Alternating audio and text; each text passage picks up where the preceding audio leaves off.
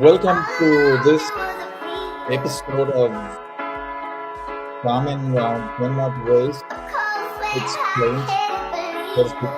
We have so many new things this year, so we have decided to try to put into depth different things. One of the things we're going to mention today is the discount period we are running now, but more importantly, I think it's the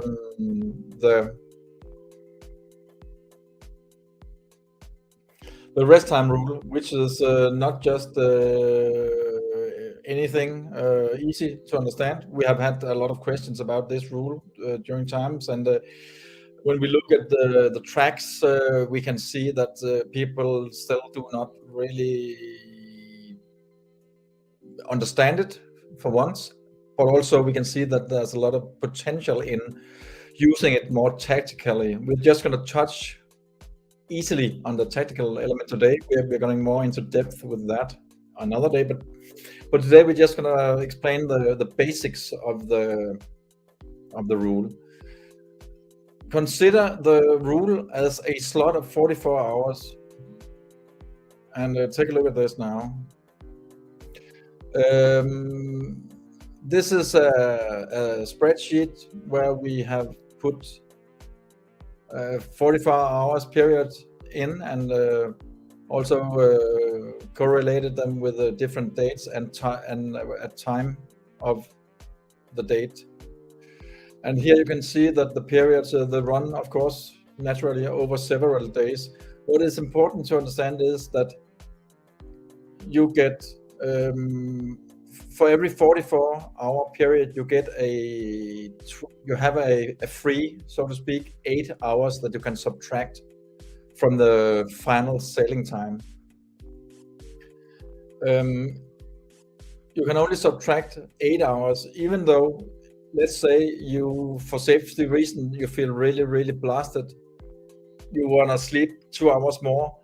Still, we consider it as a part of the single-handed racing. So you are still you're still having this break, the additional 2 hours. Let's say you make it to 10 instead. Then you are still having these 2 hours on your own account, so to speak. So it's your own choice. It's also your own choice where you want to put the 8 hours. From experience, we can see that people choose to put them as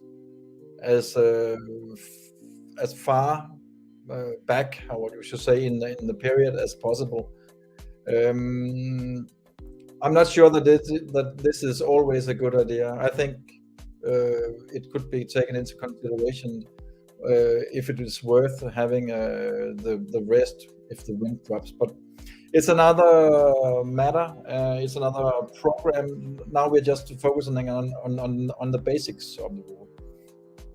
Okay, as I just mentioned, sailing 36 hours, and by then the boat has to be at a complete stop, followed by 8 consecutive hours where the boat also is completely stopped. So no taxiing to the starting line, in and out on the harbor.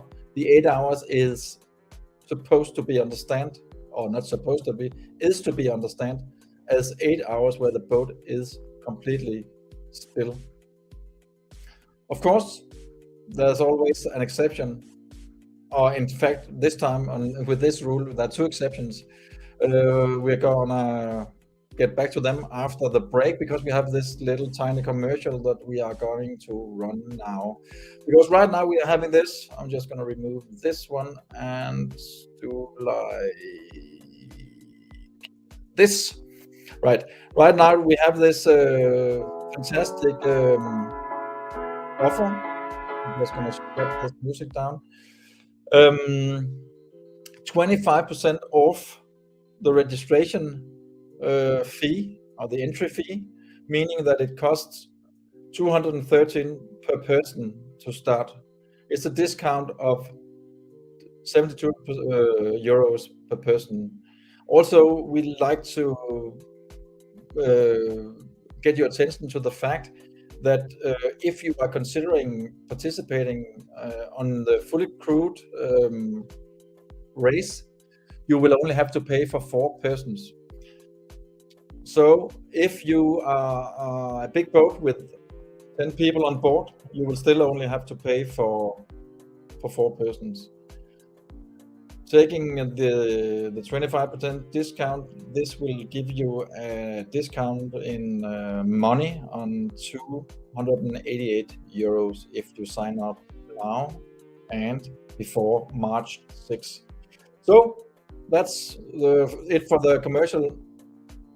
Now to something completely different, as we say, because boats can, of course, well, not of course, a boat can actually sail more than 36 hours, but less than 37 hours. And now while we added, a boat, oh, there was a typo, can rest less than 8 hours, but more than 7.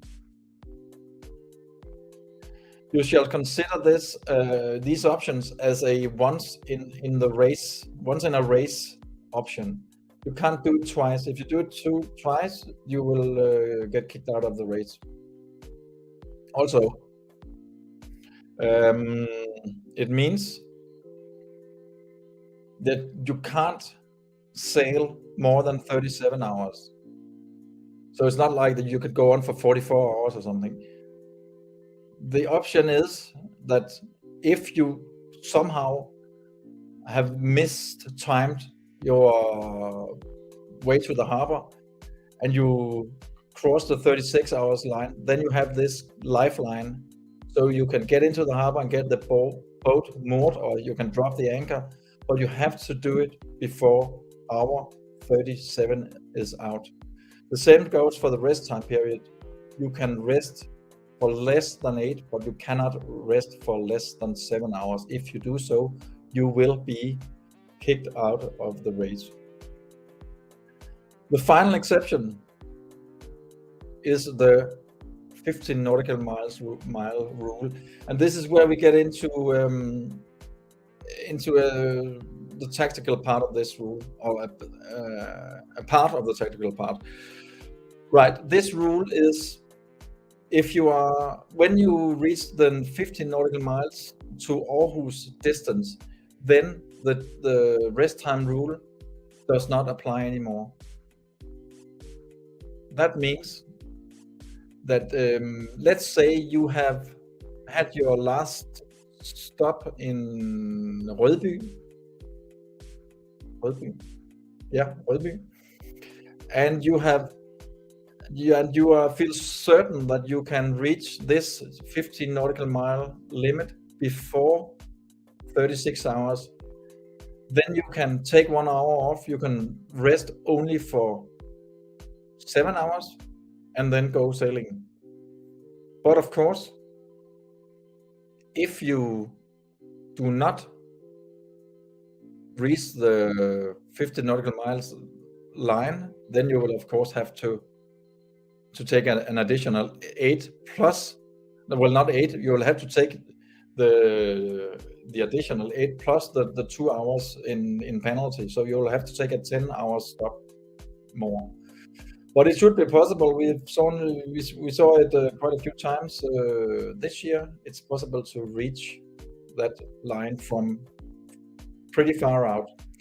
Okay, what this rule, no, I think I'm just going to keep it there. So, thank you for watching this kind of explainer about how this rule works.